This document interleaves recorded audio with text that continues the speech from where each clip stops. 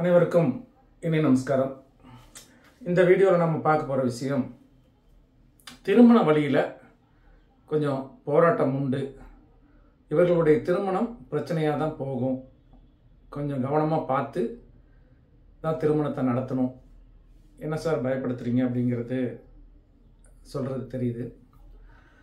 என்ன அப்படின்னா, ஒரு விஷயம் நம்ம ஜாதகத்தில் என்னென்ன பிரச்சனைகள் இருக்குது, என்னென்ன பிரச்சனைகள் வரப்போகுது அப்படின்னு தெரிஞ்சுக்கிட்டோம்னா, அந்த விஷயங்கள்லாம் நம்ம கொஞ்சம் சூதானமாக நடந்துக்கிட்டு ஒரு எச்சரிக்கைத்தனமாக இருந்தோம்னாவே அதோட பாதிப்போட அளவு குறைச்சிடலாம்.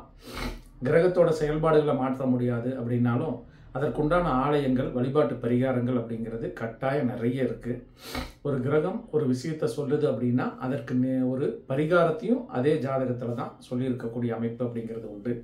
அதில் கண்மூடித்தனமான பரிகாரங்களாக இல்லாமல் ஒரு அறிவியல் ரீதியான பரிகாரமாகவும் அதற்குண்டான ஆலயங்களில் நம் முன்னோர்கள் நிறைய பரிகாரத்தை ஒழித்து வைத்திருக்கிறார்கள். அதற்கு நிவர்த்தி தரக்கூடிய இடங்களை நிறைய உருவாக்கி வச்சுட்டு போயிருக்காங்க. அந்த இடங்களுக்கு போய் அந்த ஆகர்ஷண சக்திகளை நம்மளோட உடம்புல சேர்த்துக்கொள்றப்பயே இந்த கிரகத்தோட தாக்கங்கள் குறையக்கூடிய வாய்ப்பு அப்படிங்கிறது நமக்கு கிடைக்கும். அந்த வகையில் திருமண வகை பிரச்சனை யாருக்கு உண்டு? 12 லக்னங்களுக்கும் பார்க்கலாம். மேச லக்னம். மேச லக்னத்தை பொறுத்த வரைக்கும் இவர்களுக்கு திருமண அமைப்பு அப்படிங்கிறது இந்த ஜாதகத்துக்கு கட்டாயம் சுக்கிரன், செவ்வாய். ஒரு உதாரணத்துக்கு இந்த ராசியில போட்டிருக்கிறோம். இந்த 12 கட்டங்கள்ல எங்கேயும் இந்த சுக்கிரனும் செவ்வாயும் இப்படி 6, 8 அமையக்கூடாது. மேச லக்னம், மேசராசியை பொறுத்த வரைக்கும் லக்னம் தான் இங்க பிரதானமா நம்ம சொல்றோம். நம்மளோட வீடியோக்கள்ல பெரும்பாலான விஷயங்கள்ல லக்னத்தை பிரதானப்படுத்தி தான் சொல்லுவோம். அதனால் லக்னத்தை பிரதானமாக வச்சுக்கோங்க.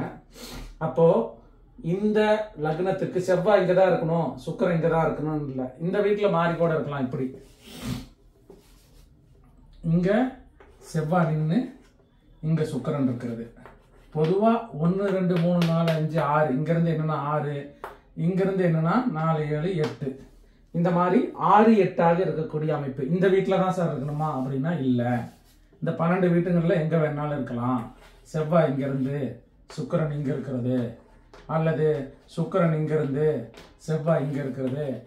கான்செப்ட் என்னன்னா, இந்த மேச லக்னத்திற்கு சுக்கிரன் செவ்வாய் இப்படி 6, 8 அமையக்கூடாது. இதுக்கு என்ன சார் நிவர்த்தி அப்படின்னா, இப்போ ஒரு இடத்துல எக்ஸாக்டா ஒரு இடத்துல போட்டு காமிக்கிறேன். இப்போ நம்ம சொன்னோம் இல்லையா, ஃபர்ஸ்ட் இங்க சுக்கிரன் இருக்கிறது, இங்க செவ்வாய் இருக்கிறது அப்படின்னு. அப்போ இந்த மாதிரி இருந்துருச்சு அப்படின்னாக்கா, இந்த மேச லக்னக்காரர்களுக்கு இது ஒரு ஆணோட ஜாதகம்னு வச்சுக்கோங்க. இவருக்கு அமையக்கூடிய பெண் ஜாதகத்துல எந்த மாதிரி அமைப்பு இருக்கணும் அப்படின்னாக்கா, அந்த பொண்ணு கட்டாயம் பஞ்சமி திதியில பிறந்த பொண்ணா இருக்கக்கூடாது. இந்த மேச லக்ன ஆணுக்கு இப்படி சுக்கிரன் செவ்வாய் எந்த வீட்டில் இருந்தாலும் இல்லை. இப்ப சொல்றது இந்த வீட்டில் இருக்கிறதுக்கு மட்டும் ஒரு நிவர்த்தி சொல்றேன். ஏன்னா ஒவ்வொரு இடத்துல இப்ப இங்க இருக்கிறதுக்கு அதுக்கு மாற்றம் வேறையா வரும். அப்போ இந்த சுக்கிரன் செவ்வாய் இந்த அமைப்புல இருக்கக்கூடிய நபர்களுக்கு அந்த மேட்ச் பண்ற ஜாதகத்துல அந்த பெண்ணோட ஜாதகம் பஞ்சமி திதி பிறந்த பெண்ணா இருக்கக்கூடாது. ஒண்ணு.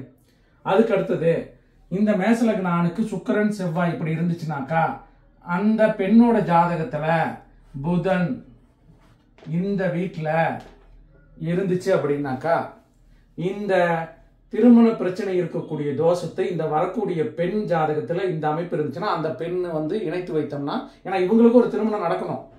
இந்த மாதிரி மைனஸான அமைப்பு இருந்தா அவங்களுக்கெல்லாம் திருமணமே நடத்தக்கூடாதா, இவங்களுக்கு பிரச்சனை இருக்கிறவங்க திருமணமே பண்ணிக்க கூடாதா அப்படிங்கிறது இல்லை. திருமணம் பண்ணலாம். யாரை பார்த்து பண்ணணும்னா, அந்த கிரகத்துக்கு ஏற்ற நிலையில் இருக்கக்கூடிய ஒரு கிரகத்தை பார்த்து, அந்த பெண்ணை ஜாதகத்தை பார்த்து இவருக்கு மேட்ச் பண்ணி வச்சிட்டோம்னா இந்த பிரச்சனை வேலை செய்யாது. அப்போ இவருக்கு இந்த லக்னத்துல பிறந்து சுக்கிரன் இங்கேயும் செவ்வாய் இங்கேயும் இருக்கக்கூடிய நபர்களுக்கு அமையக்கூடிய பெண் ஜாதகத்துல புதன் இந்த வீட்டுல இப்படி இருந்துருச்சு அப்படின்னாக்கா இந்த தோஷம் வேலை செய்யாது. நல்ல மகிழ்ச்சிகரமான திருமண வாழ்வு அப்படிங்கிறது இவர்களுக்கு கட்டாயம் அமையும். இது 12 லக்னங்கள்ல எங்க இருந்தாலும் இல்லை, இந்த அமைப்பில் இருக்கிறவங்களுக்கு சொன்னோம். பொதுவா இந்த சுக்கிரன் செவ்வாய் 12 இடத்துல 6 8 எந்த கிரகத்தை எந்த பாவத்தில் இருந்தாலும் இந்த தோஷம் வேலை செய்யும். அதுக்கு நிவர்த்திங்கிறது இதை போட்டு சொன்னேன்.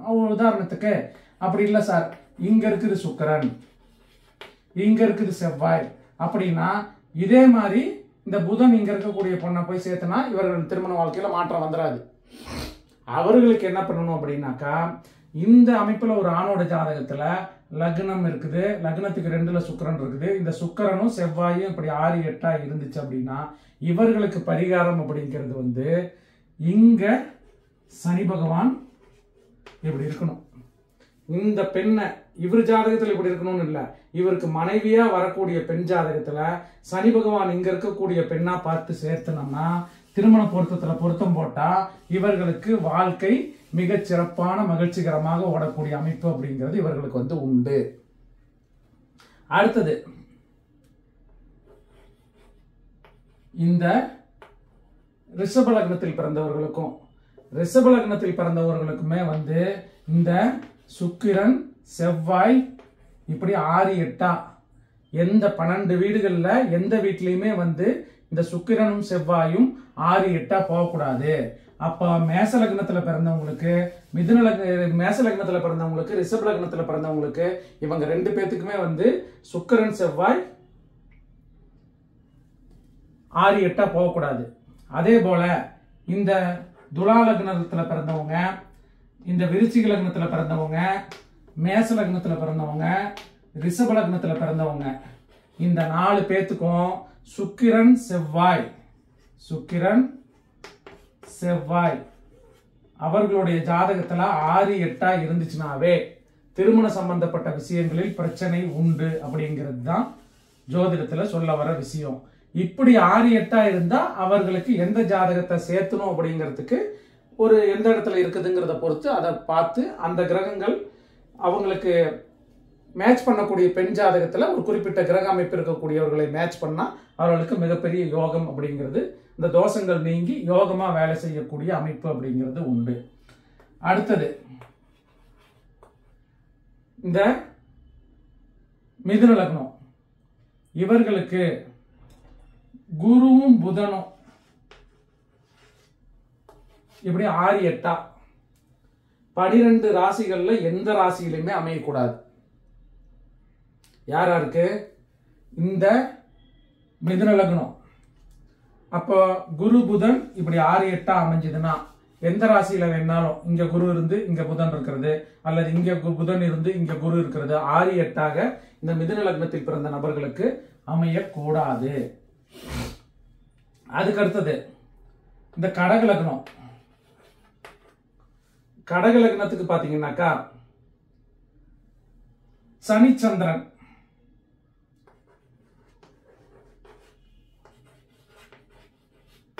இப்படி 6 8 அமையக்கூடாது. எந்த ராசியில வேணாலும் இங்க சனி இருக்கு அப்படின்னாக்கா சந்திரன் இதற்கு 6ஆம் இடத்துலயோ அல்லது 8ஆம் இடத்துலயோ இருக்கக்கூடாது.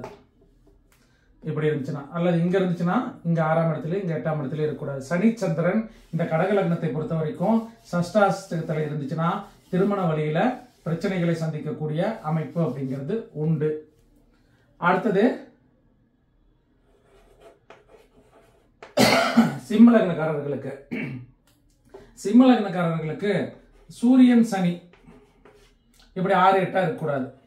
இங்கேயோ இங்கேயோ அல்லது எந்த இடத்துல வேணாலும் சனி இங்க இருந்துச்சுனாக்கா இங்க சூரியன் இருக்கக்கூடாது. அது மாதிரி இந்த சிம்ம லக்னத்தை பொறுத்த வரைக்கும் சனி பகவான் சூரிய பகவான் இந்த 2மே 6 8 இருந்துச்சுன்னா இவர்களுக்கு இந்த சிம்ம லக்னக்காரர்களுக்கு பிரச்சனையை தரக்கூடிய அமைப்பு அப்படிங்கிறது வந்து உண்டு. அடுத்தது கன்னி லக்னம்.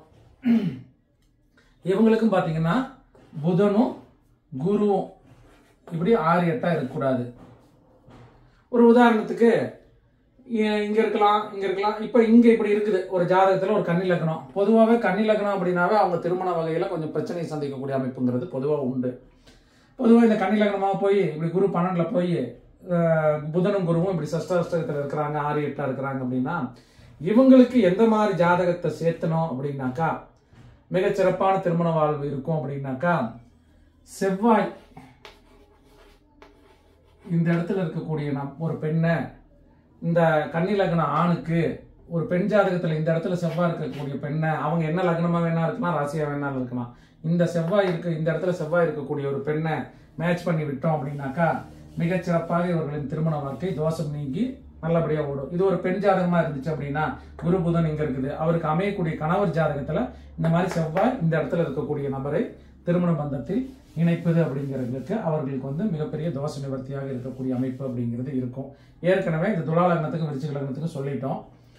அதாவது இவர்களுக்கு என்னன்னா சுக்கிரனும் செவ்வாயும் 6-8 இருக்கக்கூடாது. இந்த 2 ஜாதகங்களுக்கும் இந்த 2 லக்னத்தில் பிறந்தவர்களுக்கும் இவங்களுக்கும் பார்த்தீங்கன்னாக்கா குருவும் புதனும் இப்படி சஷ்டாஷ்டகத்தில் இருக்கிறது, அல்லது குருவும் புதனும் இப்படி சஷ்டாஷ்டகத்தில் இருக்கிறது, அல்லது இந்த 12 வீடுகளில் எங்க இப்படி 6-8 இருந்தாலும், ஒரு உதாரணத்துக்கு இங்கே போடுறோம், நீங்க இங்கே தான் இருக்கணும்னு அமைப்பு இல்லை. குருவும் புதனும் இப்படி இருக்கிறது, இப்படி இருக்கிறது, இங்க புதன் இருந்து இங்க குரு இருக்கிறது, இந்த அமைப்புல இருக்கிறது.